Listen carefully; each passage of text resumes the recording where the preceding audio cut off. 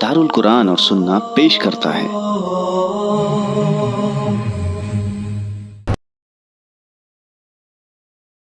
नमाज की शुरुआत कहाँ से होती है?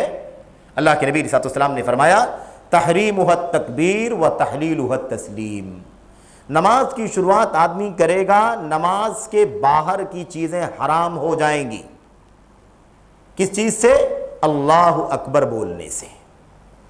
और उसके बाद बाहर की तमाम चीज़ें नमाज के अंदर हराम होंगी जब तक कि वो नमाज मुकम्मल करने के बाद, यानी नमाज को मुकम्मल नहीं कर लेगा अस्सलामु अलैकुम वरहमतुल्लाह, अस्सलामु अलैकुम वरहमतुल्लाह कह करके, तब तक उसके ऊपर बाहर की चीज़ें क्या रहेंगी? हराम रहेंगी। जब वो सलाम फेर लेगा तो उसके लिए बाहर की चीज़, बातचीत करना, खाना पीना, उठना बैठना सब क्या हो जाएगा? उसके लिए जायज़ हो जाएगा। तो नमाज की शुरुआत कहाँ से होती है? तकबीर तहरीमा से। तकबीर तहरीमा से पहले बहुत सारी चीज़ें हैं।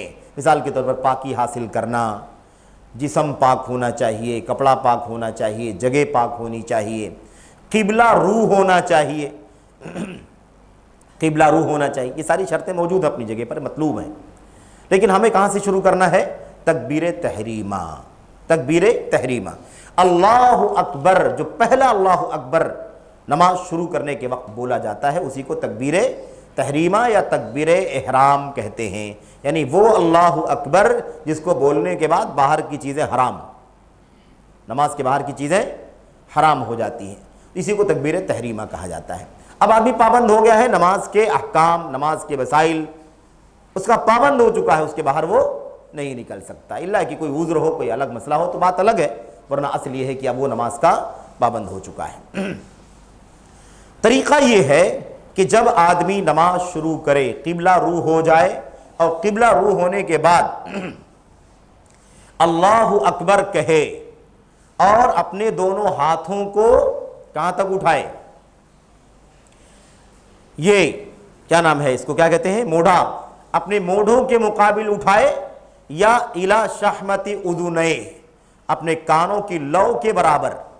याद रहे हदीसों के अंदर कहीं भी कानों को छूने, टच करने का जिक्र नहीं है। युहादी, बराबर करे, मुकाबिल करे, हज़्वल मनकिबैन या हज़्व शहमतिल उज़ुनैन, दोनों कानों के मुकाबिल या अपने मोढ़े के मुकाबिल। ये मोढ़ों के मुकाबिल है, थोड़ा सा ऊपर करेंगे तो ये कानों की लौ के मुकाबिल, ये जो नरम वाला हिस्सा इसको कानों की लौ कहा जाता है। पहला ही मसला ये है कि हम जब तकबीर तहरीमा कहेंगे और तकबीर तहरीमा करने के बाद, तकबीर तहरीमा ये हाथ उठाना और तकबीर तहरीमा कहना, और उसके बाद फिर हाथ बांधना, इसकी तरतीब क्या है? इसकी तरतीब क्या है? रिवायतें तीन तरह की हैं। रिवायतें तीन तरह की हैं। अल्लाह के नबी अलैहिस्सलाम की तीन तरह की रिवायतें हैं। उनका खुलासा यह है कि बाज़ रिवायतों में तकबीर कहे, हाथ उठा करके तकबीर कहे और तकबीर कहने के बाद हाथों को बांधे। तकबीर कहे, हाथ उठाए। दूसरी चीज, हाथ उठाए तकबीर कहे, हाथ उठाए तकबीर कहे, या तकबीर कहे हाथ उठाए, तकबीर कहने के साथ हाथ उठाए। तीनों रिवायतें, तीनों कैफियतें अल्लाह के नबी अलैहिस्सलाम की रिवायतों के अंदर मौजूद हैं। एक दो किस्म की रिवायतें सहीहैन वगैरह के अंदर मौजूद है, और एक किस्म की रिवायत सुनन की है, और सारी की सारी रिवायतें सनद के एतबार से सही हैं। तो गोया कि हम अल्लाहु अकबर साथों साथ भी कर सकते हैं, ठीक है, और हाथ हमारा नीचे, अल्लाहु अकबर, हाथ बांध सकते हैं, और हाथ नीचे है, हाथ बांध करके अल्लाहु अकबर बोल सकते हैं। पहले अल्लाहु अकबर बोलना, फिर हाथ बांधना, पहले हाथ बांधना, फिर अल्लाहु अकबर बोलना, अल्लाहु अकबर बोलते हुए हाथ बांधना। तीनों की तीनों कैफियतें मौजूद हैं, और जब तीनों कैफियतें मौजूद हैं तो तीनों तरह से अमल करने में भी कोई हरज नहीं है। एक बात हो गई। दूसरी बात यह है कि हमें अब दोनों हाथों को कैसे बांधना है। दो बातें इसके अंदर, एक चीज है बांधने की कैफियत और एक चीज है रखने की कैफियत। तो हाथ बांधने की कैफियत यह है कि आपका दायां हाथ आपके बाएं हाथ पर रहेगा, आपका दायां हाथ आपके बाएं हाथ पर रहेगा। बाएं हाथ पर रखने की कैफियत यह है कि आदमी की कलाई कलाई पर रहे, कलाई कलाई पर रहे। एक कैफियत तो यह है, मैं सिर्फ खुलासा ही बताऊंगा, کیونکہ ساری روایتیں پڑھنے اور ترجمہ کرنے میں تو بہت ٹائم چلا جائے گا. یہ اسی کا خلاصہ ہے. ایک تو یہ کہ آپ کلائی پر رکھ دیں آپ, ایک چیز یہ ہے. دوسری چیز یہ ہے کہ آپ دائیں ہاتھ سے بائیں ہاتھ کو پکڑ لیں, ایسے کریں. دیکھا آپ نے, دائیں ہاتھ سے بائیں ہاتھ کو پکڑ لیں, ایسے بھی باندھا جا سکتا ہے ہاتھ. اعتراض نہیں کرنا چاہیے. بہت سارے لوگ کیا کرتے ہیں, اعتراض کرتے ہیں, امام حرم صاحب ایسا کرتے ہیں, سنت کے خلاف کرتے ہیں. وہ روایتیں ہیں میرے بھائی, آپ جلدی کیوں کرتے ہیں فیصلہ کرنے میں؟ تو آپ ایسے بھی باندھیں, کوئی حرج کی بات نہیں ہے, اور آپ دائیں ہاتھ سے بائیں ہاتھ کو پکڑ لیں, ایسے بھی کوئی حرج کی بات نہیں ہے, اور اس طرح سے ہاتھ کو ہاتھ پر بھی اگر رکھتے ہیں تو بھی کوئی حرج کی بات نہیں ہے. کیونکہ رسغ اور ساعد یعنی بازو, یہ حصہ اور یہ کلائی, سب کو سب پر اس طرح سے اوپر پورے کو پورے پر رکھنے کا بھی ثبوت روایتوں کے اندر موجود ہے. تو یہ تو ہو گئی بات ہاتھ کو ہاتھ پر کیسے رکھنا ہے. اب اس کے بعد دوسرا مسئلہ ہے دونوں ہاتھوں کو کہاں رکھنا ہے. تو زمانے کا پرانا اختلاف ہے, آپ جانتے ہی ہیں. اس بارے میں جو چیز مستند ہے, معتبر ہے, ابن خزیمہ وغیرہ کی روایت میں اور دیگر بہت سارے صحابہ کرام کے آثار وغیرہ کے اندر اور بے شمار دلائل کے اندر, اس سے یہ بات ثابت ہے کہ دونوں ہاتھوں کو, دائیں ہاتھ کو بائیں ہاتھ پر رکھ کر کے دونوں ہاتھوں کو اعلیٰ صدری ہی, اپنے سینے پر رکھیے, اعلیٰ نہری ہی نہ رکھیے. یہ بھی ایک چیز کیا ہے, چل پڑی ہے کہ لوگ مبالغے میں سینے کے اوپر نہر پر رکھتے ہیں. سینے کے اوپر گلے کا حصہ ہے, اس گلے کے حصے پر نہیں رکھنا ہے آپ کو ہاتھ, آپ کو سینے پر رکھنا. سینہ اس ہڈی کو کہا جاتا ہے نا, عظم الصدر جس کو کہتے ہیں, سینے کی ہڈی, اس پر آپ رکھیں, یہ ہے صدر ہی. اس کے علاوہ بقیہ اور کئی ایک روایتیں ہیں, ان روایتوں سے یہ بھی ثابت ہوتا ہے کہ دونوں ہاتھوں کو ایک دوسرے کے اوپر رکھنے کے بعد آپ کا ہاتھ جہاں رہتا ہے وہاں پر بھی اگر آپ رکھتے ہیں تو اس کی بھی گنجائش ہے, اس کی بھی گنجائش ہے. لیکن صراحت کے ساتھ لفظ کیا آیا ہوا ہے, صدر ہی, سینے پر رکھنا. تو سینے پر رکھنا یہ اصل ہے.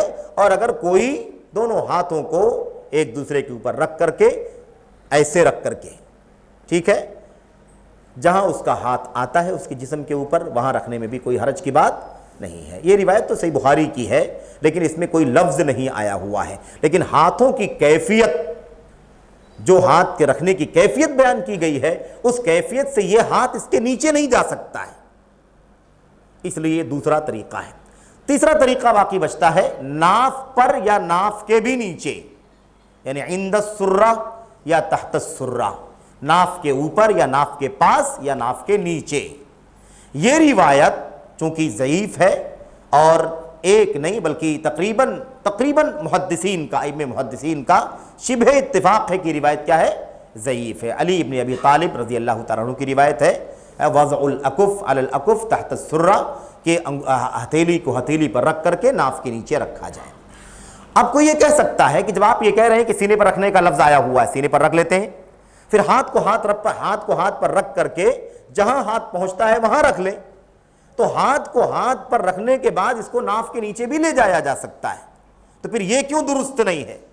یہ درست اس لیے نہیں ہے کہ ایک روایت میں اس کی صراحت ہے اور وہ روایت, ایک روایت میں اس کی صراحت ہے اور یہ روایت صحیح نہیں ہے, وہ روایت ضعیف ہے. اور اس میں بلا اختلاف محدثین نے, حتیٰ کہ بعض وہ بڑے علماء جو حنفی مسلک سے بھی تعلق رکھنے والے ہیں جیسے علامہ عبد الحی لکھنوی رحمۃ اللہ علیہ, انہوں نے بھی اس روایت کو ضعیف قرار دیا ہے. تو ایسا نہیں کہ کوئی عصبیت کی بات ہے کہ کسی مسئلے کو ہم لے رہے ہیں تو اس کی تائید کر رہے ہیں, اور جس مسئلے کو ہم نہیں لے رہے ہیں ہم اس کی تائید نہیں کر رہے ہیں. مسئلہ ایسا نہیں ہے, مسئلہ علمی ہے, مسئلہ دلائل کا ہے, مسئلہ حوالوں کا ہے. تو اس لیے وہ روایت جو ناف کے نیچے کی وہ صحیح نہیں ہے, ضعیف ہے. اور ہمارے سامنے اس کے مقابل میں صحیح روایتیں موجود ہیں. سینے پر رکھنے والی روایت بھی صحیح ہے, اور ایسے ہی ہے نا سینے کے کچھ نیچے پیٹ کے حصے پر, سینے اور پیٹ کے بیچ میں رکھنے والی جو روایت ہے سیدھے یوں رکھنے کی, وہ روایت بھی بالکل مستند روایت ہے. اس لیے ان دونوں کیفیتوں میں اگر ہم ہاتھ باندھتے ہیں تو اس میں کوئی حرج کی بات نہیں ہے.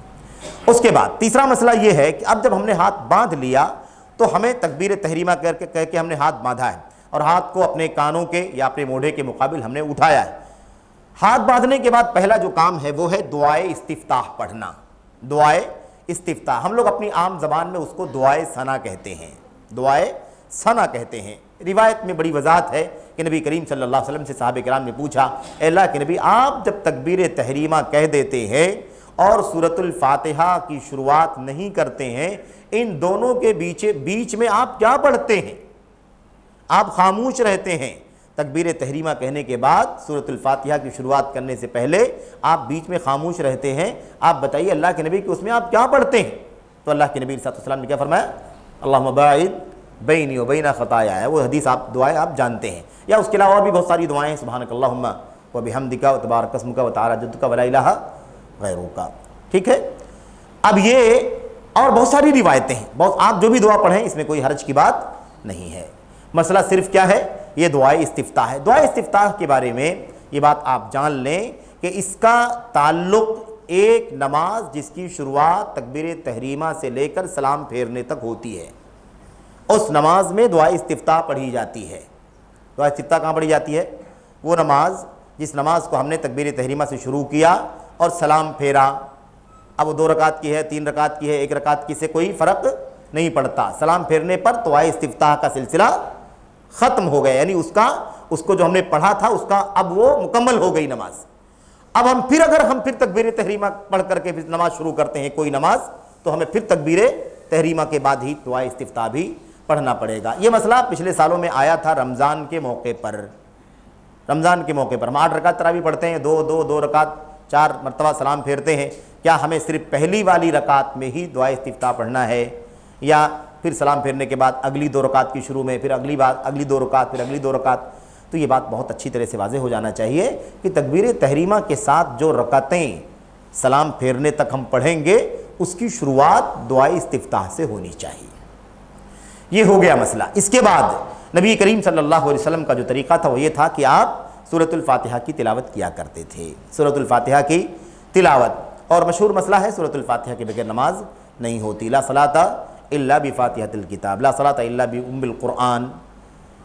اللہ کے نبی صلی اللہ علیہ وسلم نے فرمایا کہ سورۃ الفاتحہ کے بغیر نماز نہیں ہوتی۔ آپ علیہ السلام نے کسی نماز کو دوسری نماز سے الگ نہیں کیا، آپ نے کوئی نماز کسی نماز سے الگ نہیں کیا کسی بھی حیثیت سے، وہ نماز فرض ہو، وہ نماز نفل ہو، وہ نماز مقتدی کی ہو، وہ نماز امام کی ہو، وہ نماز منفرد کی ہو، وہ نماز سنت ہو، نفل مطلق ہو، نفل مقید ہو، کوئی بھی نماز ہے تو سورۃ الفاتحہ، حتیٰ کہ جنازے کی نماز ہے تو بھی سورۃ الفاتحہ ہے، حتیٰ کہ اور بھی جو نمازیں ہیں، استسقاء کی نماز ہے، گہن کی نماز، سب میں کیا ہے؟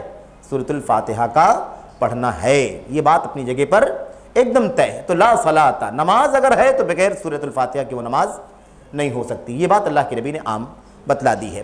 اس لیے اب یہ تفریق کرنا کہ امام ہے تو امام پڑھ رہا ہے، مقتدی نہ پڑھیں کافی ہے، اس بات کے لیے ہمارے پاس کوئی صحیح دلیل نہیں ہے۔ جو روایت پیش کی جاتی ہے کہ جس کا کوئی امام ہو تو اس کی قرأت، امام کی قرأت سارے مقتدیوں کی قرأت ہے، یہ روایت صحیح نہیں ہے، یہ روایت دارقطنی وغیرہ کی ہے غالباً، اور روایت صحیح نہیں ہے، اس لیے اس طرح کی روایتیں قابل اعتبار نہیں ہے۔ صحیح بات یہ ہے کہ ہر ایک کو سورۃ الفاتحہ پڑھنا ہے اور ہر رکعت میں پڑھنا ہے۔ تو اللہ کے نبی علیہ السلام سورۃ الفاتحہ کی تلاوت کیا کرتے تھے، سورۃ الفاتحہ۔ اس کے بعد اللہ کے نبی علیہ السلام ما تیسر من القرآن، ما تیسر من القرآن، جو کچھ قرآن کریم سے آپ کو آسان لگتا آپ اسے پڑھتے، یعنی جو بھی آپ کو یاد ہوتا آپ پڑھتے۔ اب ہمارے لیے بھی کیا ہے کہ ہمیں جو بھی یاد ہو ہم اسے پڑھیں، ہے نا، چند آیتیں، پوری سورت پڑھیں کوئی چھوٹی سی، یا بڑی سورت کا کچھ حصہ پڑھیں، لیکن ہم کیا کریں؟ سورۃ الفاتحہ کے بعد تلاوت کریں۔ آئے گا مسئلہ آگے کہ یہ سورۃ الفاتحہ کے بعد جو کوئی سورت یا چند آیتیں پڑھنے کا مسئلہ ہے، اس کا تعلق کس سے ہے؟ اس کا تعلق شروع کی 2 رکعتوں سے ہے، اس کا تعلق کسی بھی نماز کی شروع کی 2 رکعتوں سے ہے۔ ظہر ہے، عصر ہے، مغرب ہے، عشاء ہے اور فجر ہے، یہ 5 نمازیں ہیں، جس میں سے 3 جہری ہے، اس کو تو ہم جانتے ہی ہیں، اس میں کوئی مسئلہ نہیں ہے، لیکن عصر اور ظہر اور عصر میں بھی کیا کرنا ہے؟ شروع کی 2 رکعتوں میں ہمیں سورۃ الفاتحہ کے بعد ہمیں کوئی نہ کوئی سورت پڑھنی ہے، چند آیتیں پڑھنی ہیں، اور جزوی مسائل بھی ہیں، ہمیں اس میں یہاں پر داخل نہیں ہونا ہے۔ سورۃ الفاتحہ کے بعد سورت کی تلاوت ہم نے کر لی۔ سورۃ الفاتحہ کی بعد کی آیتوں کی یا سورت کی تلاوت کرنے کے بعد یہ نماز جو ہم پڑھ رہے ہیں، جو ہم سیکھنے جا رہے ہیں، یہ نماز منفرد کی نماز ہے۔ نماز کس کی ہے؟ امام کی نہیں ہے اور مقتدی کی بھی نہیں، نماز کس کی ہے؟ یہ منفرد کی نماز، یعنی آدمی اگر خود اپنی نماز پڑھ رہا ہے تو کیسے نماز پڑھے گا، کیونکہ بہت سارے مسائل بدل جائیں گے اگر آپ یہ نہیں سمجھیں گے تو۔ جیسے اگر آپ امام کو اگر اس جگہ پر فٹ کر لیں کہ امام کو سمجھایا جا رہا ہے تو سورۃ الفاتحہ کے بعد امام تو پڑھے گا، بات کی تلاوت کرے گا، لیکن اس کے پیچھے رہنے والا مقتدی نہیں پڑھے گا، کیونکہ اس کو کہا گیا ہے کہ کیا کرنا ہے، آپ کو صرف اور صرف سورۃ الفاتحہ پر اکتفا کرنا ہے۔ تو یہ نماز منفرد کی نماز ہے، تنہا اپنی نماز پڑھنے والے کی نماز ہے، اسے چاہیے کہ وہ ایسے نماز پڑھے۔ خیر، یہ ہو گئی بات چند آیتوں کی تلاوت کرنا۔ اللہ کے نبی صلی اللہ علیہ وسلم کا ایک طریقہ یہ تھا کہ سورۃ الفاتحہ کے بعد آیتوں کے پڑھنے کے بعد ایک لمحہ اس طرح رکتے تھے کہ آپ تکبیر کہیں تو وہ تکبیر اور وہ تلاوت دونوں مکس نہ ہو جائے، تلاوت اور تکبیر دونوں کیا ہو جائے، ایک دوسرے کے ساتھ مل نہ جائے۔ بس ایک لمحہ آپ کی تلاوت ختم ہو گئی، اب ایک لمحہ رک کر کے پھر اس کے بعد آپ کیا کرتے تھے، اللہ اکبر بول کر کے آپ رکوع میں جایا کرتے تھے۔ اب ہمارے سامنے یہاں رکوع میں جانے سے پہلے ایک مسئلہ ہے، کیا، رکوع میں جانے کے لیے تکبیر کہنا ہے۔ یہ تکبیر وہ تکبیر ہے جس کو تکبیر انتقال کہتے ہیں، یعنی ایک حالت سے دوسری حالت میں جانے کے لیے بولی جانے والی تکبیر۔ پہلے والی تکبیر تحریمہ ہے اور یہ تکبیر انتقال ہے، یعنی دوسری حالت میں اب جا رہے ہیں، قیام کے بعد ہم جا رہے ہیں رکوع کے اندر۔ اب رکوع میں جانے کے لیے ہم تکبیر انتقال کہا۔ تکبیر انتقال یہاں بھی وہی مسئلہ ہے کہ آپ تکبیر انتقال کہہ لیں اور کہنے کے ساتھ آپ رکوع میں چلے جائیں۔ رکوع میں جانے کے لیے آپ کو رفع الیدین کرنا ہے، رفع الیدین یعنی وہی اپنے ہاتھوں کو اپنے موڑھے تک یا اپنے کان کی لو تک اٹھانا، اسے لگانا نہیں ہے جیسا کہ اس سے پہلے بات ہو گئی ہے، اور اس کے بعد ہمیں اللہ اکبر بول کر کے رکوع میں چلے جانا ہے۔ رکوع کیسے کرنا ہے، رکوع کی جو کیفیت ہے وہ خاص طور پر ہمیں جاننے کی ضرورت ہے، کیونکہ عام طور پر ایسا لگتا ہے بظاہر دیکھنے میں کہ ہمارے رکوع میں بہت ساری کوتاہیاں ہوتی ہیں۔ تو رکوع میں خاص بات یہ ہے، دیکھیے کہ آدمی جب رکوع میں جائے تو اس کی پشت، اس کی پیٹھ اور اس کا یہ سر، یہ کیا ہونا چاہیے، ایسے ہی مسطح برابر ہونا چاہیے۔ یہ نہ کہ سر بہت زیادہ اوپر ہے پشت نیچے ہے، اور ایسا بھی نہ کہ آدمی سر زیادہ جھکا لے پشت اوپر ہو جائے، ایسے گولائی دار بعض لوگ کر دیتے ہیں، ایسا بھی نہیں ہونا چاہیے۔ بعض لوگ پشت سیدھی رکھتے ہیں لیکن سر کو جھکا دیتے ہیں بالکل بہت زیادہ نیچے، تو سر کو نہیں جھکانا ہے، سر کو پشت کے اعتبار سے ہی رکھنا ہے، نگاہوں کو سجدے کی جگہ پر رکھنا ہے، نگاہوں کو سجدے کی جگہ پر رکھنا ہے۔ اگر آپ سر کو بہت زیادہ جھکا دیں گے تو آپ کی نگاہیں سجدے کی جگہ سے ہٹ جائیں گی، بہت پیچھے کی طرف یا آپ کے پیر کی طرف آپ کی نگاہیں چلی جائیں گی۔ تو یہ تو ہو گئی کیفیت، اس بارے میں اللہ کے نبی علیہ السلام کی بہت ساری حدیثیں، اللہ کے نبی نے فرمایا کہ جو اپنی پشت کو اور اپنے سر کو سجدے میں سیدھا نہیں رکھتا ہے، اللہ تبارک و تعالیٰ اس کی نماز قبول نہیں فرماتا ہے۔ ٹھیک ہے، دوسری بات، رکوع کرنے میں ہماری ذمہ داری یہ ہے کہ ہم اپنے دونوں ہاتھوں کو اپنے گھٹنوں پر رکھیں، اپنے دونوں ہاتھوں کو اپنے گھٹنوں پر رکھیں۔ ابھی یہ جب ہم سارے مسائل پڑھ لیں گے تو ایک طرف سے پھر ہم کھڑے ہو کر کے قیام سے لے کر کے ساری باتوں کی تطبیق کر کے اس کے دہرا لیں گے۔ دونوں ہاتھوں گھٹنوں پر رکھنا ہے، اور گھٹنوں پر یوں انگلیاں بند کر کے نہیں رکھنا ہے، بلکہ انگلیوں کو کھول کر کے رکھنا ہے اور اس طرح سے اسے مضبوطی سے پکڑنا ہے۔ دوسرا کام، اس کو یہ جو ہماری یہ جو یعنی مڑنے کی جو کیفیت ہے، یہ بالکل مڑی ہوئی نہ رہے، رکوع کی حالت میں بالکل یوں تنی ہوئی رہے، اور ہمارے ہاتھ اپنے گھٹنے کے اوپر، ہمارے گھٹنے کے اوپر رہے۔ تو اسے مڑا ہوا نہیں ہونا چاہیے، یعنی کچھ لوگ ایسے ہی موڑ کر کے ایسے یوں ہی رکوع کرتے ہیں، یہ طریقہ صحیح نہیں ہے۔ اس کے بعد یہ جو حصہ ہے، یہ حصہ یہ اس سے دور ہونا چاہیے، یعنی یہ جو بازو ہے ہمارا، یہ بازو ہمارے اس جسم سے یعنی پہلو سے الگ ہونا چاہیے۔ بعض سارے لوگ ایسے کھڑے ہوتے ہیں، یہ بھی رکوع کا طریقہ صحیح نہیں ہے۔ تو یہ بازو الگ ہونا چاہیے، ہاتھوں کی انگلیاں کھلی ہوئی ہونی چاہیے اور مضبوطی سے پکڑا ہوا ہونا چاہیے، اور وتر کی طرح، وتر یعنی تیر کا جو دھاگا ہوتا ہے نا، کیا کہتے ہیں اس کو، جس میں لگا کر کے تیر پھینکا جاتا ہے، کیسے وہ دھاگا بہت ٹائٹ ہوتا ہے، تنا ہوا ہوتا ہے۔ تو اللہ کے نبی علیہ السلام کی حدیث میں کیا ہے کہ آدمی رکوع ایسے کرے کہ اس کا ہاتھ بالکل ایسے تنا ہوا ہو۔ نبی کریم صلی اللہ علیہ وسلم کے صحابہ کرام کے یہاں بھی تھوڑا سا اختلاف پایا جاتا تھا، اور وہ جب وہ معلومات آ گئی تو اختلاف بھی ختم ہو گیا۔ صحابہ کرام، بعض صحابہ کرام ابن مسعود رضی اللہ تعالیٰ عنہ کے یہاں خاص طور پر تطبیق پائی جاتی تھی، یعنی وہ کہتے تھے کہ دونوں ہاتھوں کو ایسے اکٹھا کر کے دونوں پیروں کے بیچ میں ایسے کر کے رکوع کر لینا ہے۔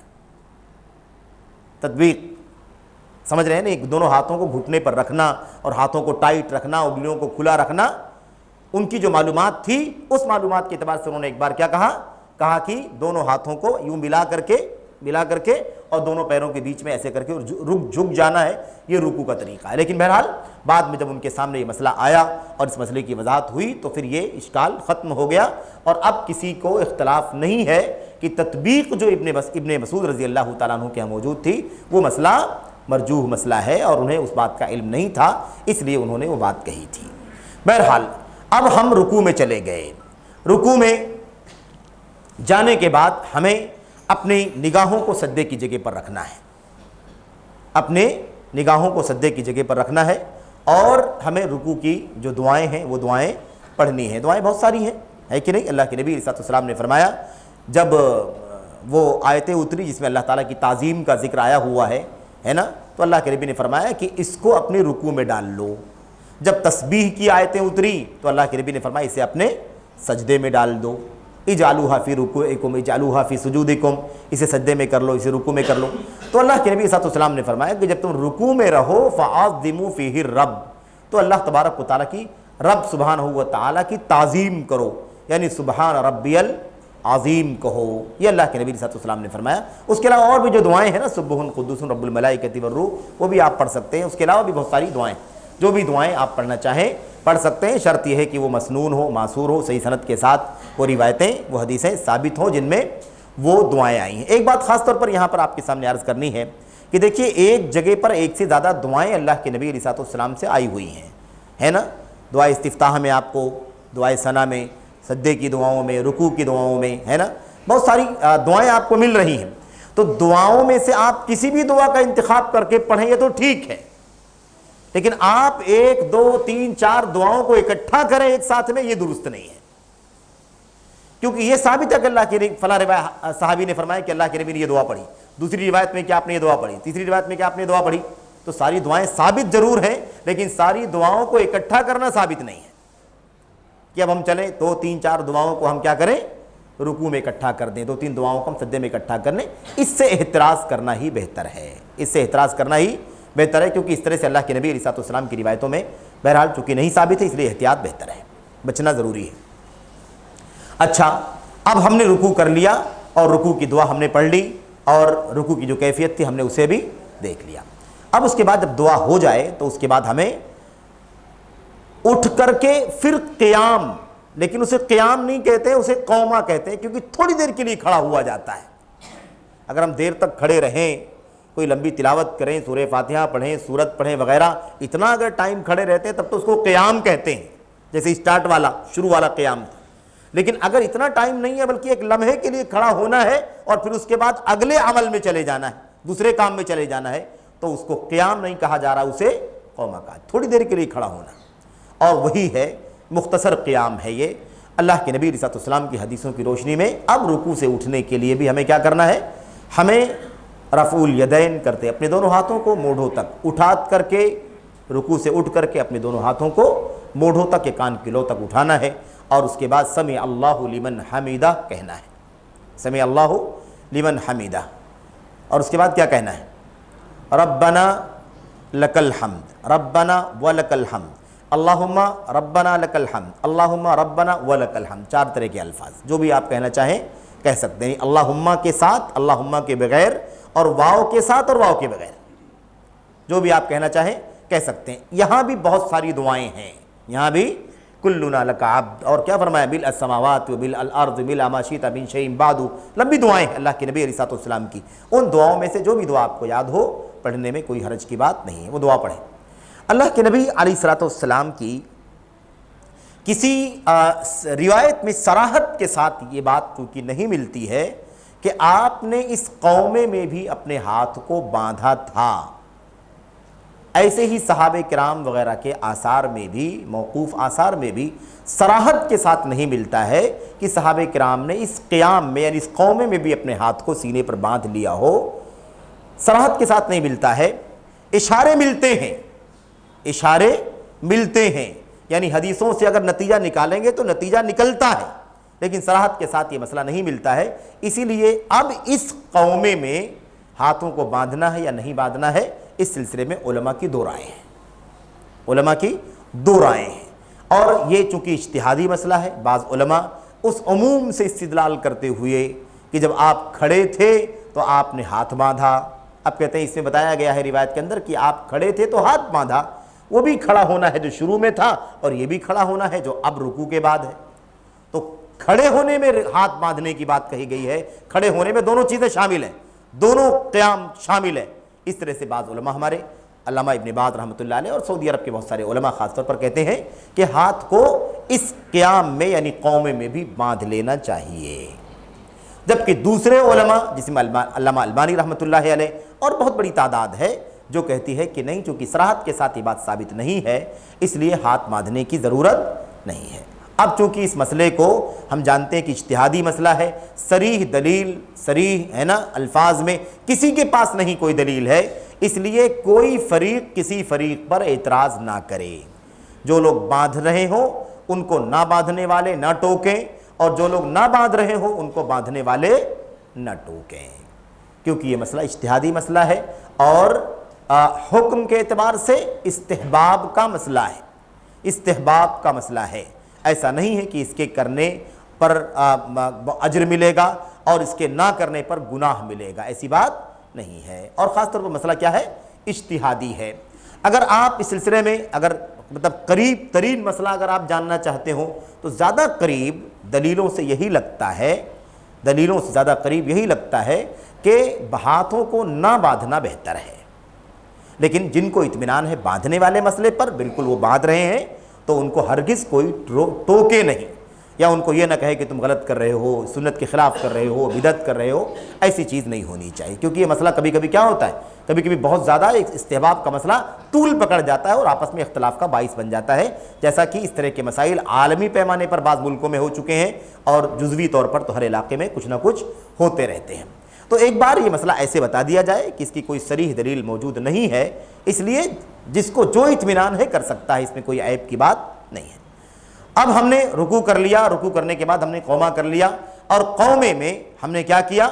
ہم نے ہاتھوں کو اٹھا لیا موڑھے تک یا کاندھوں تک، رفع الیدین کر لیا۔ اب آپ گنیں گے تو یہ تیسری جگہ ہے جہاں پر ہم ہاتھوں کو اپنے کانوں کی لو تک یا موڑھوں تک اٹھا رہے ہیں، تکبیر تحریمہ میں، رکوع میں جاتے وقت اور رکوع سے اب اٹھتے وقت، یہ تین جگہیں ہر رکعت کے اندر ہمیں ہاتھوں کو اٹھانا ہے، ان تین جگہوں پر ہمیں ہر رکعت کے اندر ہاتھوں کو اٹھانا ہے۔ چوتھی جگہ جو ہے جب ہم 2 رکعت سے زیادہ کی نماز پڑھیں گے، 3 رکعت 4 رکعت کی نماز پڑھیں گے، یعنی ایک تشہد کے بجائے 2 تشہد والی نماز پڑھیں گے، جب ہمیں اٹھ کر کے تشہد سے، اگر تشہد نہیں ہے یوں ہی اٹھ جا رہے ہیں تو بھی یہ مسئلہ خارج ہے، لیکن اگر تشہد والی نماز ہے اور تشہد ہم کر رہے ہیں تو تشہد سے اٹھنے کے بعد ہم جب دوبارہ ہاتھ باندھیں گے تیسری رکعت کے لیے کھڑے ہونے کے بعد تو ہم اس وقت بھی رفع الیدین کریں گے۔ یہی 4 جگہیں ہیں جن کا ذکر عبداللہ بن عمر رضی اللہ تعالیٰ عنہ کی روایت میں صحیح بخاری وغیرہ کے اندر آیا ہوا ہے۔ بہرحال تو یہ رفع الیدین کی 4 جگہیں ہیں۔ ہم نے رکوع کر لیا، قومہ کر لیا، قومہ کرنے کے بعد اب ہمیں سجدے میں جانا ہے، سجدے میں جانا ہے۔ اللہ کے نبی صلی اللہ علیہ وسلم کا جو طریقہ تھا وہ یہ تھا کہ آپ قومہ اچھی طرح کرتے تھے، قومہ اچھی طرح سے کرتے تھے، حتیٰ تعتدل قائما، اللہ کے نبی نے فرمایا جب تم رکوع سے اٹھو تو اچھی طرح سیدھے کھڑے ہو جاؤ، یوں نہیں کہ آپ رکوع سے اٹھے اور سمع اللہ لمن حمدہ ربنا لک الحمد اور کہتے ہوئے آپ یوں، آپ کی کمر پوری سیدھی بھی نہیں ہوئی اور ٹھہراؤ بھی نہیں پایا گیا اور پھر آپ سجدے میں چلے گئے۔ اللہ کے نبی علیہ السلام کی وہ حدیث جو مشہور ترین حدیث ہے جس کو حدیث المسیء صلاتہ کہا جاتا ہے، یعنی وہ روایت جس میں نماز اچھی طرح نہ پڑھنے والے کا تذکرہ ہے اور اللہ کے نبی علیہ السلام نے اس صحابی کو نماز کا طریقہ سکھایا تھا، اس میں بھی یہی ہے نا، آئے جلدی جلدی نماز پڑھی، آئے سلام کیا، اس کے بعد پھر آئے نماز پڑھی، پھر آئے نماز پڑھی، پھر آئے، اللہ کے نبی نے فرمایا ارجع فصلی فإنک لم تصلی، جاؤ پھر سے نماز پڑھو، بھائی نماز پڑھی نہیں تم نے۔ پتہ یہ چلا کہ نماز کو اگر سنت کے مطابق نہیں پڑھا جائے گا تو اللہ کے نبی نے اس کا نام کیا دیا ہے؟ نماز پڑھا ہی نہیں۔ جب نماز پڑھا ہی نہیں تو ثواب کہاں سے ملے گا، اس کا اجر کہاں سے ملے گا؟ صحیح معنوں میں اللہ تعالیٰ کے یہاں قبول بھی نہیں ہوگی۔ تو اللہ کے نبی علیہ السلام نے یہ طریقہ، اچھا یہ طریقہ ہر جگہ ہے، آپ قیام کے بعد جب رکوع میں جائیں تو رکوع کی حالت میں اطمینان سے رکوع کریں، پیٹھ سیدھی ہو جائے، سر برابر ہو جائے، ہاتھ پیروں پر آ جائے، انگلیاں کھلی ہوئی ہوں، اور اطمینان سے آپ تسبیحات پڑھیں، دعائیں پڑھیں، اور اس کے بعد پھر اس کے بعد اٹھیں، اور اٹھنے کے بعد پھر اطمینان سے کھڑے ہو جائیں، سیدھے کھڑے ہو جائیں، ساری ہڈیاں کھڑے ہونے کی حالت میں جہاں جہاں آتی ہیں سب آ جائیں، اور پھر اس کے بعد اب پھر اللہ اکبر بول کر کے آپ سجدے میں جائیں۔ اب ہم سجدے میں جا رہے ہیں، سجدے میں جانے میں جو سب سے پہلا مسئلہ آتا ہے وہ یہ آتا ہے کہ گھٹنوں کو پہلے رکھنا ہے یا ہاتھوں کو پہلے رکھنا ہے۔ یہ مسئلہ سب سے زیادہ، اور آج کل تو الحمدللہ اس میں اختلافات نہیں ہے زیادہ، لیکن ایک زمانہ تھا کہ کافی اختلافات اس مسئلے میں ہوئے۔ اس مسئلے میں جو اختلاف کا خلاصہ ہے وہ یہی ہے کہ دونوں شکلیں جائز ہیں، ہاتھوں کو پہلے رکھنا، گھٹنوں کو بعد میں، گھٹنوں کو پہلے رکھنا، ہاتھوں کو بعد میں، جائز دونوں شکلیں۔ اب علماء کی وہ طبقہ جو ہاتھوں کو پہلے رکھنے گھٹنوں کو بعد میں رکھنے کے لیے کہتا ہے، وہ کہتا ہے ہاتھوں کو پہلے رکھنا افضل ہے، گھٹنوں کو بعد میں رکھنا، اور جو گھٹنوں کو رکھنے کا قائل ہے وہ کہتا ہے گھٹنوں کو پہلے رکھنا افضل ہے، ہاتھوں کو بعد میں رکھنا، یعنی جائز دونوں سمجھتے ہیں، دونوں صورتوں کو دونوں طبقے علماء کے جائز سمجھتے ہیں، لیکن وہ اس کو افضل سمجھتا ہے اور وہ اس کو افضل سمجھتا ہے۔ اس لیے ہمیں بھی اس معاملے میں شدت نہیں کرنی چاہیے۔ جن مسائل میں اجتہادی اختلاف ہو اور اس مسئلے میں کوئی صریح دلیل موجود نہیں ہو، ایسی صورت میں ہمیں کیا کرنا چاہیے؟ ہمیں تحمل سے، برداشت سے کام لینا چاہیے، اور اس مسئلے کو ایسا بڑا مسئلہ نہیں بنانا چاہیے کہ مسلمانوں میں انتشار اور اختلاف کا سبب بن جائے۔ یہ بنیادی چیز ہے۔ اب ہم سجدے میں جا رہے ہیں، ہم نے ہاتھ پہلے رکھا یا گھٹنا پہلے رکھا، اس میں کوئی حرج کی بات نہیں ہے۔ سجدہ کرنے میں ہمیں 7 ہڈیوں کو زمین پر ٹیکنا ہے۔ اللہ اکبر بول کر کے سجدے میں جائیں گے، ہاتھ پہلے رکھیں یا گھٹنا پہلے رکھیں، اپنے جسم کی 7 ہڈیوں کو زمین پر ٹیکیں۔ پہلی بات یہ ہے، اس کے بغیر سجدہ نہیں ہوگا، اس کے بغیر سجدہ نہیں ہوگا۔ اللہ کے نبی نے فرمایا امرت ان اسجد علی 7 اعظم، مجھے حکم ملا ہے کہ میں 7 ہڈیوں پر سجدہ کروں۔ تو اللہ کے نبی علیہ السلام نے کیا فرمایا؟ آپ نے فرمایا یدین، دونوں ہاتھ، رکبتین، دونوں گھٹنے، و اطراف القدمین، اور دونوں پیروں کا کنارہ یعنی انگلیوں والا حصہ 6 ہو گئے، اور پیشانی۔ اور کیا فرمایا؟ پیشانی، یہ سر زمین پر ٹیکنا ہے ناک کے ساتھ، ناک سمیت، پیشانی اور ناک سمیت۔ اس کا ایک اور زیادہ فائدہ ہے کہ اگر ہم باقاعدہ سجدہ کریں گے تو پھر سجدے کی کیفیت جو ہے، اس کا جو طریقہ ہے، اس میں غلطی نہیں ہوگی ہم سے۔ 7 ہڈیوں کو اچھی طرح زمین پر اطمینان سے ٹیکو، یعنی آپ کو ایسا نہ لگے کہ آپ بہت سمٹ کر کے ٹیک رہے ہیں یا بہت زیادہ اپنے آپ کو آگے بڑھا کر کے ٹیک رہے ہیں۔ اعتدال کے ساتھ اگر اطمینان سے اگر آپ ٹیکتے ہیں سجدے میں تو آپ کی سجدے کی ساری کیفیت ایسے ہی برابر ہو جائے گی جیسے سنت کے اندر مطلوب ہے۔ بعض لوگ سجدے کے اندر ناک اوپر رکھتے ہیں، یعنی سر کو زیادہ ٹیکتے ہیں اور چہرے والے حصے کو اوپر، یعنی ان کی ناک زمین پر نہیں رہتی ہے۔ بعض لوگوں کے یہاں یہ پایا جاتا ہے ان کے پیر اٹھے ہوئے ہوتے ہیں، بعض لوگ ایک پیر کو دوسرے پیر پر رکھ لیتے ہیں سجدے کی حالت میں، ہڈیاں 7 نہیں ہوں گی، ہڈیاں 6 ہو جائیں گی، ہڈیاں 5 ہو جائیں گی۔ بعض لوگ جو ہے سجدے کی حالت میں دونوں ہاتھوں کو اپنے گھٹنے پر ہی رکھے رہتے ہیں، دیکھا ہے کہ نہیں دیکھا؟ ہاں، سجدے میں جاتے ہیں وہ اور اپنے گھٹنے پر رکھ کر کے ہی وہ صرف سر ٹیک کر کے اٹھتے ہیں، ایسے بہت سارے لوگ کرتے ہیں۔ پتہ نہیں کیا وجہ ہے کہ ہاتھ نہیں رکھتے وہ، یا معلومات نہیں ہے، یا ایسے ہی اہتمام نہیں ہے۔ یہ سارے طریقے سجدے کے سنت کے خلاف ہیں، اور سجدے میں یہ 7 کی 7 ہڈیاں زمین پر آنی چاہیے، کیونکہ اللہ کے نبی نے فرمایا مجھے حکم دیا گیا کہ 7 ہڈیوں پر سجدہ ہونا چاہیے۔ تو اس سے معلوم پڑتا ہے کہ یہ 7 ہڈیاں زمین پر رکھنا سجدے کی حالت پہ واجب ہے، واجب ہے، اس میں کوتا ہی نہیں۔ ایک چھوٹا سا مسئلہ اور بھی ہے، وہ یہ ہے کہ دونوں پیروں کو یعنی اپنی پیر کی دونوں پیروں کو پیچھے سے سجدے کی حالت میں ایسے بھی ملانا، ایسے بھی ملانا۔ بعض علماء نے اس کا ذکر کیا ہے، بعض روایتوں میں اس کا ذکر بھی آیا ہوا ہے، لیکن دو باتیں ہیں۔ وہ روایتیں آئی ہوئی ہیں جن سے دلیل پکڑی جا رہی ہے کہ دونوں پیروں کو ملانا چاہیے سجدے کی حالت میں۔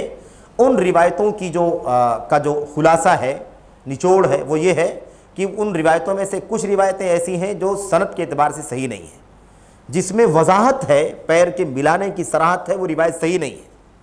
اور جو روایت صحیح ہے، مسلم وغیرہ کی ہے، اس میں دونوں پیروں کو ملانے کی صراحت موجود نہیں ہے۔ تو یا تو صراحت ہے تو روایت صحیح نہیں ہے، اور یا تو صراحت یا حدیث صحیح ہے، روایت صحیح ہے تو صراحت نہیں ہے۔ اس لیے اس مسئلے کو چھوڑ دیا جائے، اپنے پیروں کو مناسب فاصلے پر رکھ کر کے، جو مناسب فاصلہ سجدے کی حالت میں آدمی کا ہوتا ہے، زیادہ پھیلائے بھی نہیں اور ملائے بھی نہیں، مناسب انداز میں زمین پر ٹیکے، اور دونوں پیروں کو ملانے کی کوئی ضرورت نہیں ہے۔ یہی اس مسئلے کا خلاصہ ہے۔ وہ روایت جو حضرت ام المؤمنین عائشہ صدیقہ رضی اللہ تعالیٰ عنہ سے مروی ہے، جس میں یہ بات بتائی گئی ہے کہ اللہ کے نبی علیہ السلام رات میں اپنے حجرے میں، اپنے کمرے میں نماز پڑھ رہے تھے، حضرت ام المؤمنین عائشہ سو رہی تھیں، اور سونے کی حالت میں انہوں نے ہاتھ جو ہے ادھر ادھر کروٹ وغیرہ لیا، تو ان کے ہاتھ اللہ کے نبی علیہ السلام کے دونوں پیروں پر پڑے، دونوں پیروں پر، اللہ کے نبی علیہ السلام کے دونوں پیروں پر اماں عائشہ رضی اللہ تعالیٰ عنہ کے ہاتھ پڑے۔ اب اس سے علماء نے استدلال کیا ہے، بعض علماء نے جو کہتے ہیں کہ دونوں پیروں کو ملانا چاہیے، دونوں ایڑیوں کو یا دونوں پیروں کو، وہ کہتے ہیں اگر دونوں پیر ملے نہ ہوتے تو ام المؤمنین عائشہ کا ایک ہاتھ دونوں پیروں پر ایک ساتھ میں کیسے پڑتا؟ اس کا مطلب دونوں پیر کیا تھے؟ ملے ہوئے تھے۔ لیکن آپ غور کر سکتے ہیں، ایسا کوئی ضروری نہیں ہے کہ دونوں پیر ملے ہوئے ہوں تو ہی ہاتھ دونوں پیروں پر پڑے۔ ایسا تھوڑا سا فاصلہ بھی رہنے کی صورت میں ہاتھ دونوں پیروں پر پڑ سکتا ہے۔ اس لیے صراحت سے نہیں پتہ چلتا ہے کہ دونوں پیروں کو سجدے کی حالت میں ملانا چاہیے۔ اللہ کے نبی علیہ السلام قیام اللیل کی بات ہے، آپ رات پہ نماز پڑھ رہے تھے، اور اس وقت اماں عائشہ کا ہاتھ آپ کے دونوں پیروں پر لگا، لیکن اس سے صراحت کے ساتھ نہیں معلوم پڑتا کہ دونوں پیر ملے ہوئے تھے۔ تھوڑے سے فاصلے پر بھی اگر پیر رہے، جیسے عام طور پر ہمارے پیر رہتے ہیں، اور کوئی آدمی اگر ہاتھ لگائے تو اس کا ایک ہاتھ دونوں پیروں پر لگ سکتا ہے۔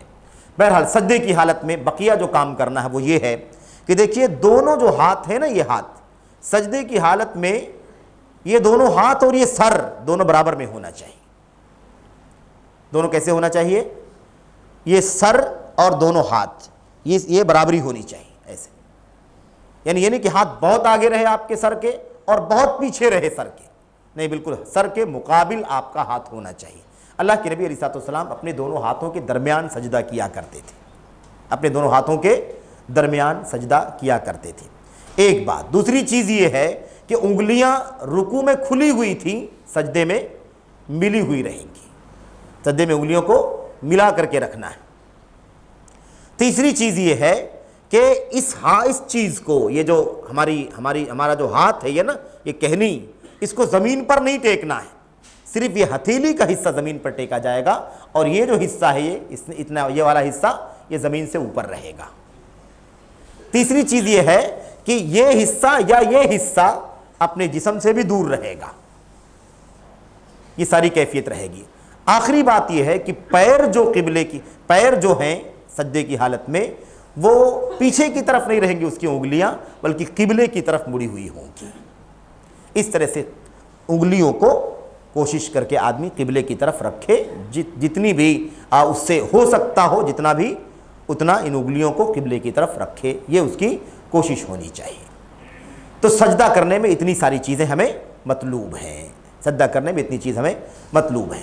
بہت سارے لوگ کافی آگے سر رکھتے ہیں، اس لیے سجدہ اس طرح نہیں ہوتا جس طرح ہونا چاہیے۔ بہت سارے لوگ بہت چھوٹا سجدہ کرتے ہیں، یعنی قریب سر کو رکھ لیتے ہیں، جس کی وجہ سے یہ ساری چیزیں عمل میں نہیں آتی۔ ایسے ہی بازوؤں کو پورے طور پر بچھانا، یعنی اس حصے کو اپنے ران پر ٹچ کرنا بھی درست نہیں ہے، یعنی پیٹ کو یا سینے کو یا پیٹ کے حصے کو ران پر چپکا دینا، اور اس کو یہاں چپکا دینا، اس کو ران سے چپکا دینا، اس طرح سے سجدہ کرنا درست نہیں ہے۔ اور یہ کیفیت جیسے مردوں کے لیے ہے ویسے ہی عورتوں کے لیے بھی ہے، اسے مرد عورت کی کوئی تفریق نہیں ہے۔ ایسے ہاتھ باندھنے میں بھی مرد اور عورت کی کوئی تفریق نہیں ہے، جیسے مرد ہاتھ باندھیں گے ایسے عورتیں بھی ہاتھ باندھیں گی، یہاں پر کوئی فرق اللہ کے نبی علیہ الصلوۃ والسلام نے دونوں کی نماز میں نہیں بتلایا ہے۔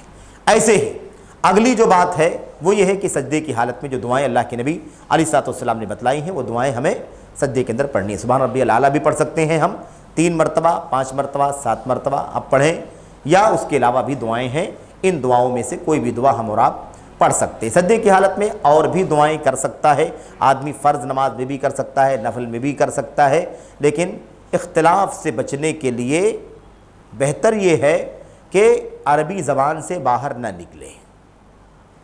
اختلاف سے بچنے کے لیے کہ کیا اپنی زبان میں آدمی دعا کر سکتا ہے کہ نہیں کر سکتا، اس اختلاف سے بچنے کے لیے ہمیں کیا کرنا ہے؟ عربی زبان پر ہی اکتفا کرنا ہے۔ اگر عربی جانے گا تو عربی زبان میں دعا کرے گا، اور نہیں تو ہمیں سب سے بہتر کیا ہے؟ ہمیں اللہ کے نبی علیہ الصلوۃ والسلام کی معصور دعائیں یاد ہوں اور ان دعاؤں کو ہم پڑھ لیں۔ 1-2 دعا بھی پڑھ لیں تو کافی ہے۔ اللہ کے نبی علیہ الصلوۃ والسلام نے فرمایا کہ سجدے میں دعا کیا کرو، کیونکہ اللہ تبارک و تعالیٰ کے یہاں سجدوں میں کی جانے والی دعاؤں کی قبولیت کی امید زیادہ ہوتی ہے، زیادہ امکان ہے۔ بہرحال تو اردو اور دوسری زبانوں میں دعائیں نہ کریں نماز کے اندر، چاہے فرض ہو چاہے نفل ہو۔ تمام نمازوں کے اندر احتیاط کا تقاضا یہ ہے کہ ہم غیر عربی میں کوئی دعا نہ کریں۔ اچھا، سجدہ اس طرح سے ہم کیا کر لیں گے؟ مکمل کر لیں گے۔ ایک سجدہ یہ ہو گیا۔ اب ہم جب سجدہ کر لیں گے تو اللہ اکبر بول کر کے سجدے سے اٹھ کر کے ہم پھر اسی حالت میں بیٹھ جائیں گے جیسے تشہد کی حالت میں آدمی بیٹھتا ہے۔ اس حالت میں ہمیں کیا کرنا ہے؟ اس حالت میں ہمیں اپنے دونوں ہاتھوں کو اپنی دونوں گھٹنوں پر یا اپنے دونوں رانوں پر رکھنا ہے۔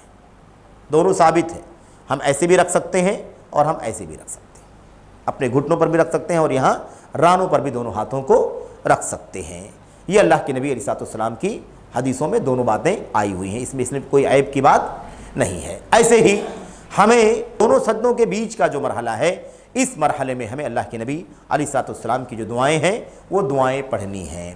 خاص بات یہ ہے کہ سجدے کے بعد فوراً سجدہ نہیں ہے، بلکہ دونوں سجدوں کے بیچ میں اللہ کے نبی کی معصور دعا ہے۔ معصور دعا ایک سے زیادہ ہے نا؟ معصور دعا کیا ہے؟ ایک سے زیادہ۔ رب اغفر لی اور اللہم اغفر لی ورحمنی واہدنی وعافنی ورزقنی۔ بعض روایتوں میں اور بھی الفاظ ہیں، ان کے صحت ضعف میں اختلاف ہے، اس لیے اسے چھوڑ دیں، لیکن یہ دعا ہم پڑھ سکتے ہیں۔ یہ دعا ہم پڑھیں یا رب اغفر لی کہہ لیں۔ یہاں بھی خاص بات یہ ہے کہ سجدے سے ہم جب اٹھیں تو ہماری ساری ہڈیاں اچھی طرح سے اپنی جگہ پر واپس لوٹ آئیں، یعنی پورے طور پر سیدھا ہونے سے پہلے اور ساری ہڈیوں کو اپنی جگہ پر آنے سے پہلے پھر سجدے میں چلے جائیں۔ یہ طریقہ سجدے کا درست نہیں ہے، اللہ کے نبی نے سختی سے اس بات سے منع فرمایا ہے۔ اب ہم نے یہ دعا پڑھ لی اور ہم نے سجدے کے درمیان پہلے سجدے اور دوسرے سجدے کے بیچ میں جو کیفیت تھی اس کیفیت پر ہم بیٹھ گئے۔ اس کے بعد ہمیں دوسرا سجدہ کرنا ہے، اللہ اکبر کہیں، دوسرے سجدے میں جائیں، دوسرے سجدے میں ویسے ہی سجدہ کریں، وہی دعائیں پڑھیں جو ہم نے پڑھی تھی اس سے پہلے والے سجدے کی کیفیت میں۔ اب ہم جب اٹھ گئے دوسرے سجدے سے بھی ہم نے اٹھ کر کے اللہ اکبر کہا اور ہم اٹھ کر کے بیٹھ گئے، تو اب ہمیں اگلی دوسری رکعت کے لیے کھڑا ہونا ہے۔ 2 رکعت کی نماز ہے، ہم نے دوسری رکعت کے لیے ہمیں کیا کرنا ہے؟ کھڑا ہونا ہے۔ دوسری رکعت کے لیے کھڑا ہونا ہے تو سیدھے ہی سجدے سے اٹھ کر کے کھڑا نہیں ہو جانا ہے، سجدے سے اٹھ کر کے سیدھے ہی کھڑا نہیں ہو جانا۔ یہاں پر ایک چھوٹا سا مسئلہ ہے جس کو جلسہ استراحت کہا جاتا ہے، لیکن یہ بھی یاد رہے کہ جلسہ استراحت ہے، جلسہ راحت نہیں ہے۔ یہ اس میں بھی جلسہ استراحت کے مسئلے پر بھی ہمارے بہت سارے لوگ مبالغہ کرنا شروع کر دیتے ہیں، کہتے ہیں کہ جلسہ استراحت کی سنت لوگوں نے ضائع کر دی ہے۔ اس نام پر اب جب جلسہ استراحت کرنا ہے تو اس کو لمبا بیٹھ جاتے ہیں۔ تو جلسہ استراحت معمولی سا ایک لمحے کا انتظار، وہ انتظار کتنا ہے؟ وہ انتظار اتنا ہے کہ آپ کا سجدے سے اٹھ کر کے بیٹھنا اور کھڑا ہونا دونوں میں فاصلہ ہو جائے۔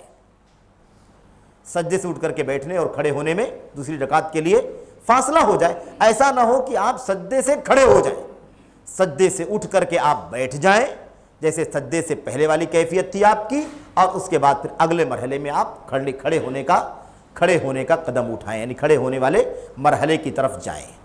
اس بیچ والے معمولی سے انتظار کو جو ہم بیٹھتے ہیں بیٹھ کر کے پھر کھڑے ہوتے ہیں، اسی کو جلسے استراحت کہتے ہیں۔ تو جلسہ ہی کافی ہے، یعنی معمولی سی بیٹھک، اور استراحت یعنی آرام کی بیٹھک، معمولی سا آرام، اور اس کے بعد پھر کھڑے ہو جاؤ۔ اگر ہم دیر کر دیں گے تو پھر استراحت کے معنی سے نکل جائے گا اور جلسے کے معنی سے بھی نکل جائے گا، یعنی وہ بیٹھنا ہو جائے گا، بیٹھک ہو جائے گی، اور یہ چیز نہیں ہونی چاہیے۔ اللہ کے نبی علیہ السلام کی سنت سے اسی بات کا پتہ چلتا ہے کہ آپ معمولی سا ایک استراحہ کرتے تھے اور پھر آپ کھڑے ہو جایا کرتے تھے۔ دوسری رکعت کے لیے کھڑے ہونا ہے، دوسری رکعت کے لیے اللہ اکبر الگ سے نہیں بولنا ہے، ہم سجدے سے اٹھ کر کے، سجدے سے اٹھنے کے لیے جو اللہ اکبر بولیں گے وہی اللہ اکبر اگلی رکعت کی شروعات ہوگی۔ اگلی رکعت کی شروعات وہی اللہ اکبر جو ہم سجدے سے اٹھ کر کے ہم نے اللہ اکبر بولا ہے، اور اس کے بعد پھر جیسے ہم پہلی رکعت کے اندر ہم پڑھ رہے تھے وہ ساری چیزیں ہمیں کرنی ہے چند چیزوں کو چھوڑ کر۔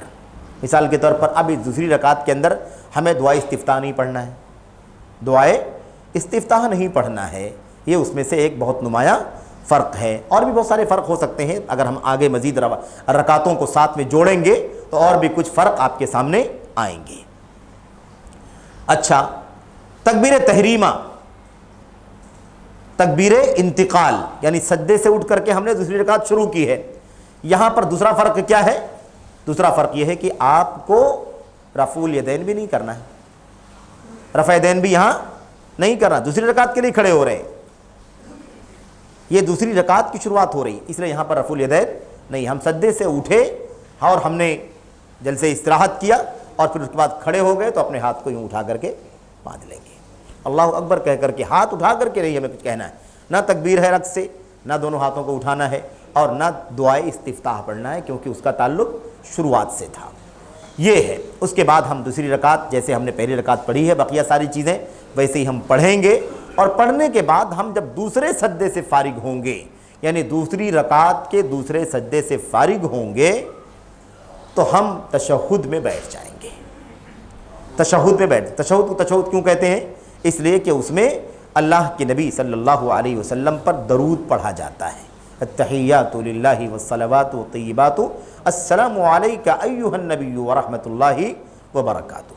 تو اللہ کے نبی علیہ السلام پر سلامتی پیش کی جاتی ہے، سلامتی کی دعا کی جاتی ہے۔ بہرحال، اور یہ بھی یاد رہے کہ اس میں بھی آپ کو التحیات کے علاوہ آپ کے لیے درود پڑھنا بھی مسنون ہے، درود بھی پڑھنا مسنون ہے، اگر پڑھیں تو بہتر ہے، اور اگر نہیں پڑھتے ہیں تو نماز پر کوئی فرق نہیں پڑے گا، لیکن بہرحال کبھی نہ کبھی اس کا بھی اہتمام کیا جانا چاہیے، یعنی پہلے تشہد میں بھی ہمیں تحیات کے علاوہ درود، اگر آپ مقتدی ہوں گے تو کبھی آپ کو موقع مل سکتا ہے، کبھی نہیں بھی مل سکتا ہے امام کی نماز کے اعتبار سے، اور اگر آپ منفرد ہیں یا امام ہیں تو آپ کے اختیار میں ہے، آپ چاہیں تو پڑھیں چاہے تو نہ پڑھیں۔ بہرحال اب یہ تشہد ہے، تشہد کے اندر ہمیں جو باتیں خاص طور پر آپ کے سامنے رکھنی ہیں وہ دو تین باتیں ہیں۔ پہلی بات تو یہ ہے کہ تشہد میں ہم جب بیٹھیں گے تو بیٹھنے کی کیفیت کیا ہوگی، بیٹھنے کی کیفیت کیا ہوگی، چونکہ یہ پہلا تشہد ہے اس لیے اس میں بیٹھنے کی کیفیت آسان ہے، اس میں بیٹھنے کی کیفیت آسان ہے۔ کیسے ہے وہ؟ داہنے پیر کو کھڑا کرنا اور داہنے پیر کی انگلیوں کو قبلے کی طرف کرنا اور بائیں پیر کو بچھا کر کے اس کے اوپر بیٹھنا، بائیں پیر کو بچھا کر کے اس کے اوپر بیٹھنا اور دائیں پیر کو کھڑا کرنا، اس طرح سے اسی کو افتراش کہتے ہیں، اسی کو افتراش، یعنی بائیں پیر کو بچھا کر کے دائیں پیر کو کھڑا کر کے بیٹھ جانا۔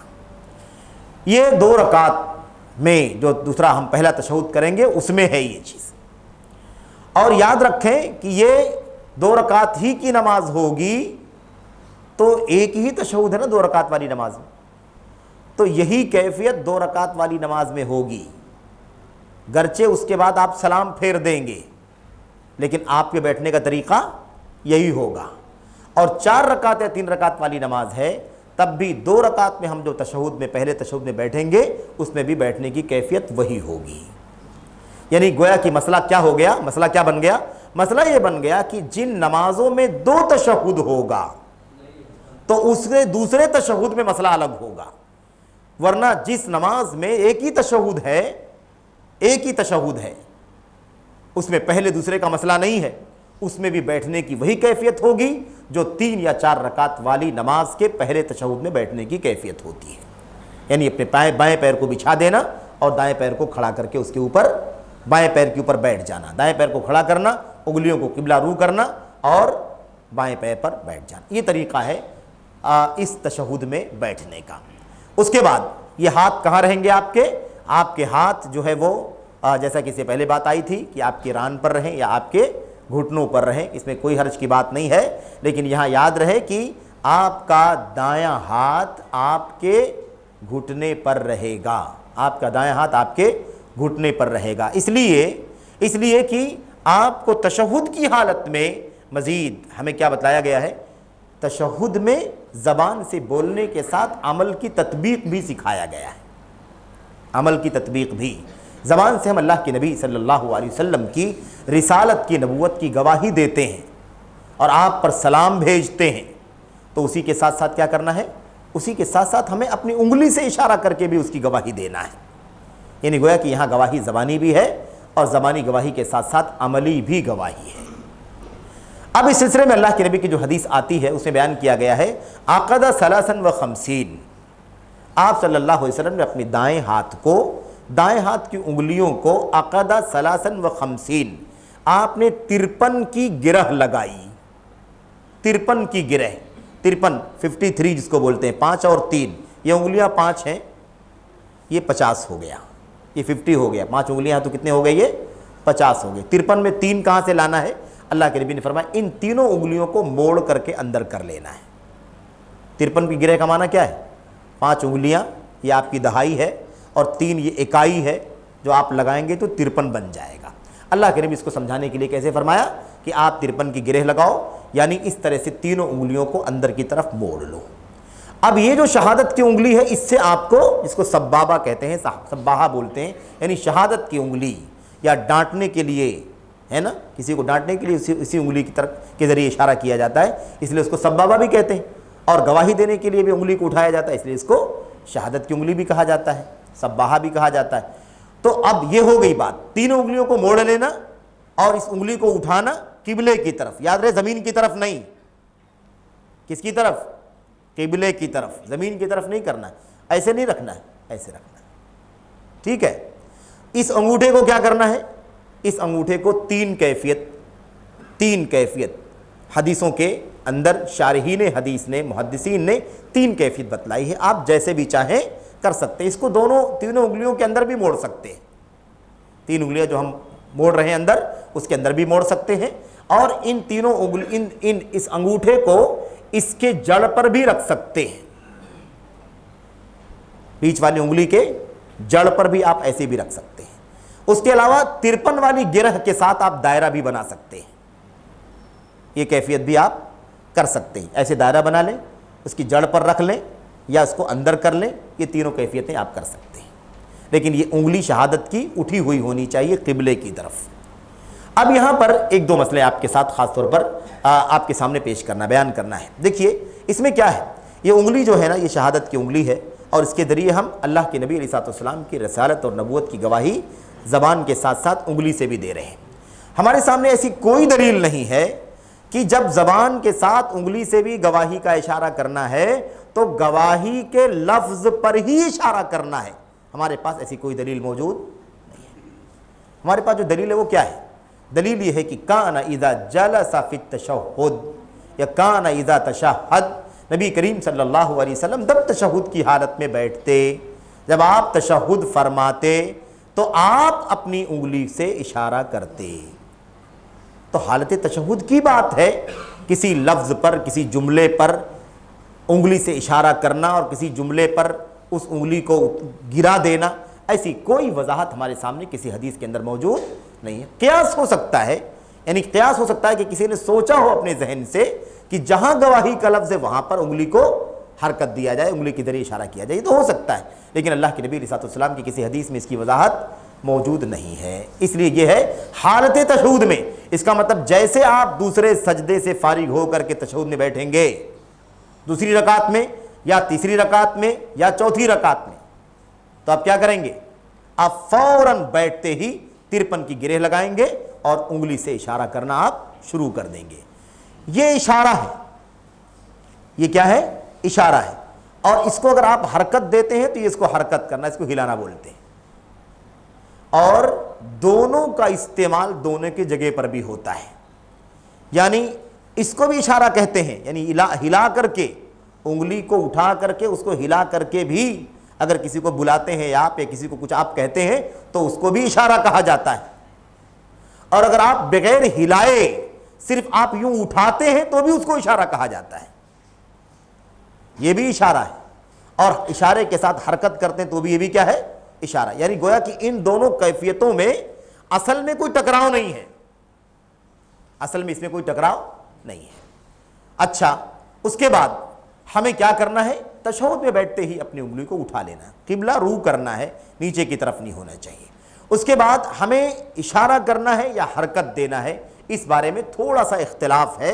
اس کا خلاصہ یہ ہے کہ اللہ کے نبی علیہ الصلوۃ والسلام کی بعض حدیثوں میں یہ آیا ہوا ہے کہ آپ اشارہ کرتے تھے، حرکت نہیں کرتے تھے، ہلاتے نہیں تھے.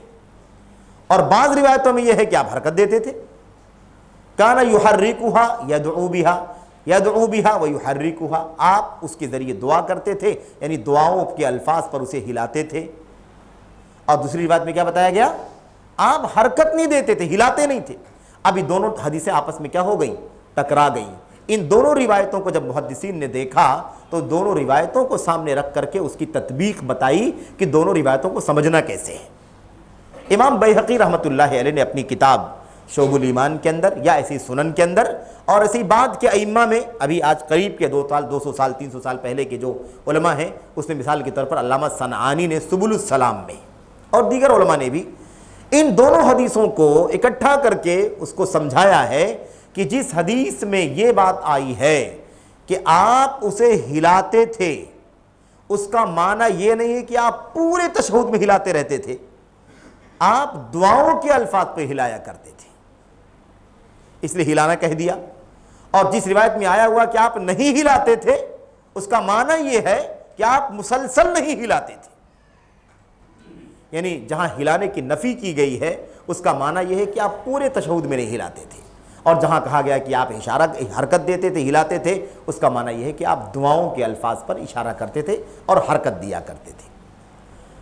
اچھا، ایک بات اور بھی آپ کے سامنے آ جائے کہ یہ جو انگلی ہے، انگلی کا جو اشارہ ہے نا، یہ اشارہ، اس کو حرکت دینا، اشارہ کرنا، اس میں کوئی عیب نہیں، کوئی مسئلہ نہیں. آپ اشارہ بھی کیے تو بھی کافی ہے اور آپ حرکت دیتے ہیں تو بھی کافی، اس میں کوئی مسئلہ نہیں. ایک ہی بات خالی یاد رکھنا ہے کہ اسے ایسے نہیں کرنا ہے، یعنی بالکل پورا نیچے کرنا، پورا اوپر کرنا، پورا نیچے کرنا، پورا اوپر کرنا، ایسے نہیں کرنا ہے. کیوں معلوم ہے آپ کو؟ کیونکہ اس کو ہلانا نہیں کہتے ہیں عربی میں، اس کو خفض اور رفع کرنا کہتے ہیں. یعنی پست کرنا اور بلند کرنا، نیچے کرنا اور اوپر کرنا. حرکت کیسے دینی ہے؟ علامہ البانی رحمۃ اللہ علیہ کہتے ہیں جب آدمی تشہد کی حالت میں شہادت کی انگلی کو حرکت دے، اشارہ کرے، حرکت دے تو کیسے کرے؟ ہینن لینن، ایک دم اطمینان سے اور نرمی کے ساتھ.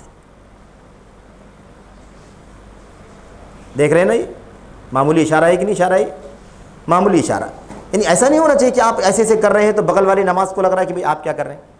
یعنی آپ کی نماز دیکھ کر کے خلل بھی نہیں ہونا چاہیے. کیونکہ علامہ البانی رحمۃ اللہ نے فرمایا کہ اگر اس کیفیت کا نام اگر دینا ہو تو اس کو حرکت نہیں کہا جائے گا، اس کو خفض اور رفع کہا جائے گا، پست کرنا، بلند کرنا کہا جائے گا. اس لیے ہلانے کی کیفیت کیا ہونی چاہیے؟ بالکل اسموتھلی، آرام سے، ہیرن لین، بالکل اطمینان سے. اور اتنا حرکت دینا ہے کہ وہ نیچے کی طرف نہ جائے، قبلہ روح سے ہٹے نہیں، قبلہ روح سے ہٹے نہیں. اچھا، وقت تھوڑا زیادہ ہو رہا ہے اور میں بس 5 منٹ مکمل کروں گا.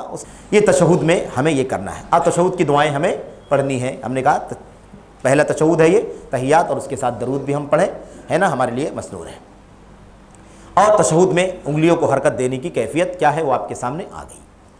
اب اس کے بعد ہمیں سلام پھیرنا ہے. سلام پھیرنے کا جو طریقہ ہے وہ یہ ہے کہ ہم السلام علیکم ورحمۃ اللہ، السلام علیکم ورحمۃ اللہ، دائیں طرف اور بائیں طرف. سلام پھیرنے میں ہماری نگاہیں کہاں جانی چاہیے؟ کہاں؟ دائیں طرف جانی چاہیے، بائیں طرف جانی چاہیے، آپ کے موڑھے کی طرف نہیں جانی چاہیے. سلام پھیرتے السلام علیکم ورحمۃ اللہ، اس کو نہیں دیکھنا ہے. السلام علیکم ورحمۃ اللہ، یہ موڑا نہیں دیکھنا ہے، السلام علیکم ورحمۃ اللہ، بائیں طرف، ان یمینہ ان یسارہ، اپنی دائیں طرف اور اپنے بائیں طرف آپ چہرہ کرتے سلام پھیرتے تھے، یہ طریقہ ہونا چاہیے۔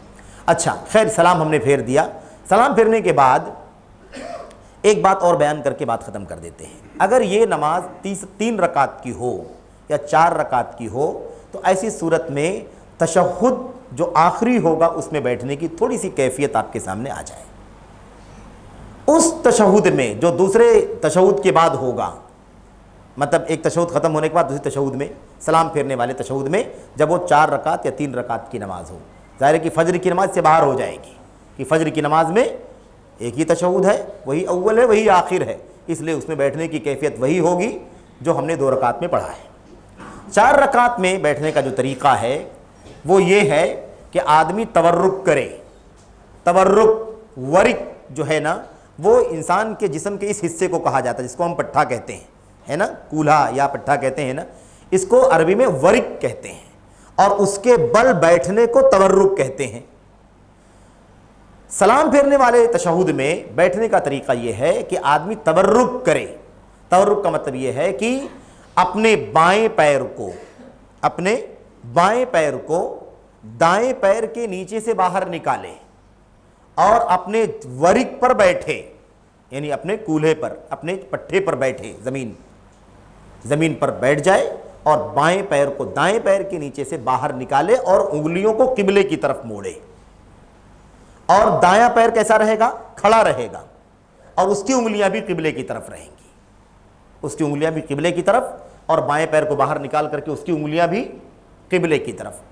یہ ایک کیفیت ہے، تورک کا یہ طریقہ ہے، اور یہی بات صحیح ہے کہ 2 رکعت والی نماز میں یا 2 رکعت میں بیٹھنے کا طریقہ بچھانے والا ہوگا، بائیں پیر کو بچھا کر کے بیٹھ جاؤ، دائیں پیر کو کھڑا کرو، اور جن نمازوں میں 2 تشہد ہوتا ہے اس کے آخری تشہد میں اس طرح سے بیٹھا جائے گا جس کو ہم تورک کہتے ہیں۔ 2 کیفیت اور بھی ہے تورک کرنے کی، بیٹھا ایسے ہی جائے گا لیکن ہم نے دائیں پیر کو کھڑا کیا تھا پہلے والے میں اور بائیں پیر کو نیچے سے باہر نکالا تھا، ایک کیفیت یاد رہے۔ دوسری کیفیت کیا ہے؟ دائیں پیر کو بھی کھڑا نہ کیا جائے، اسے بھی دائیں طرف باہر نکالا جائے، یعنی اسے بھی بائیں طرف باہر کی طرف موڑ کر کے قبلے کی طرف باہر نکالا جائے، یعنی ہمارا بایاں پیر بھی باہر نکلا ہوگا قبلے کی طرف، اور دایاں پیر بھی کھڑا کرنے کے بجائے وہ بھی موڑ کر کے باہر کی طرف نکلا ہوا ہوگا۔ آئی بات سمجھ میں؟ یہ دوسری کیفیت۔ تیسری کیفیت یہ ہے کہ یہ جو دوسری کیفیت ہے ایسے ہی تورک کیا جائے، لیکن بائیں پیر کو دائیں پیر کے نیچے سے باہر نکالنے کے بجائے پیر اور پڈلی کے بیچ سے باہر نکالا جائے۔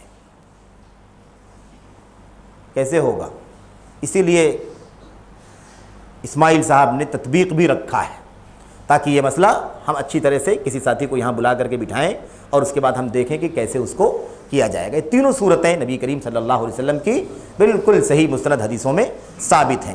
دونوں پیروں کو باہر نکالنا، اور تیسری کیفیت ہے کہ پیروں کو باہر نکالنے کے بجائے، دائیں پیر کو باہر نکالا ہے ہم نے، بائیں پیر کو باہر نکالنے کے بجائے فولڈنگ میں، یعنی اس ران اس کے اور اس پڈلی کے بیچ سے باہر نکالیں۔ اس طرح سے یہ 3 سنتیں نبی کریم صلی اللہ علیہ وسلم کی ہے۔ ہم سلام پھیرے تو ان میں سے کوئی بھی کیفیت لے کر کے بیٹھ جائیں اور اس کے بعد سلام پھیر لیں۔ سلام پھیرنے سے پہلے کیونکہ سلام والا تشہد والا دوسرا تشہد ہوگا، سلام پھیرنے والا تشہد، اس لیے اس میں اور بھی دعائیں ہیں جو دعائیں معصور ہیں، ہے نا، اللہم انی ظلمت نفسی، یا اس کے علاوہ 4 چیزوں سے اللہ تبارک و تعالیٰ کی پناہ مانگنا، ہے نا، وہ ساری چیزیں پڑھی جائیں۔ اور اس کے بعد اللہ کے نبی علیہ السلام کی حدیثوں میں یہ بھی بتایا گیا ہے کہ ان دعاؤں کو پڑھنے کے بعد بھی اس کے بعد آدمی کو چاہیے کہ اپنی چاہت کے لیے، اپنی بھلائی کے لیے مزید دعائیں بھی جو کرنا چاہتا ہے وہ کرے، اور اس بارے میں بات ہو چکی ہے کہ صحیح بہتر یہی ہے کہ اپنی زبان نہ استعمال کرے، عربی زبان میں اگر وہ جانتا ہے، پڑھا لکھا ہے تو عربی زبان میں دعا کرے، کوئی حرج نہیں ہے، اور سب سے بہتر یہ ہے کہ آدمی معصور دعاؤں کو پڑھے، معصور دعاؤں کو پڑھے۔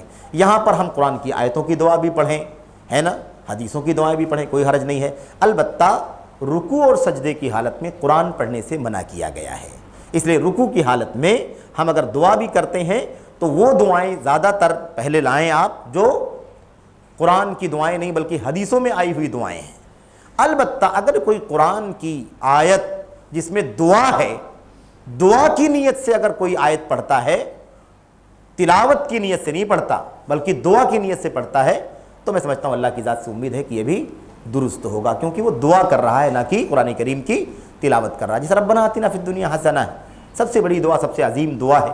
اب یہ قرآن کی آیت ہے، یہ حدیثوں میں بھی یہ دعا آئی ہوئی ہے جس میں ربنا لگا ہوا ہے، اللہم لگا ہوا ہے، بغیر اس کے بھی آئی ہوئی ہے دعا، لیکن اگر قرآن کریم کی آیت میں بھی وہ چیز موجود ہے تو قرآن کریم کی تلاوت کرنے والا نہ بن جائے آدمی۔ تو دعا کی حیثیت سے اگر کوئی آدمی قرآن کی تلاوت بھی آیت بھی پڑھے گا تو بھی انشاءاللہ کوئی حرج کی بات نہیں ہے۔ تو یہ بہرحال بہت اختصار کے ساتھ چند باتیں ہوئیں، بہت ساری باتیں چھوٹ گئی ہوں گی جو آپ کے ذہنوں میں آ رہی ہوں گی، تو وہ کچھ تطبیق میں آ جائیں گی اور کچھ باتیں سوالات جوابات کے میں جب ہم بیٹھیں گے تو اس میں بہت ساری باتیں آ جائیں گی۔ اللہ سے دعا کرتے ہیں کہ اللہ تعالی ہم سب کو نماز کا طریقہ سیکھنے کی، جاننے کی توفیق عطا فرمائے، آمین رب العالمین۔ السلام علیکم ورحمۃ اللہ وبرکاتہ۔ وما أرسلناك إلا رحمة للعالمين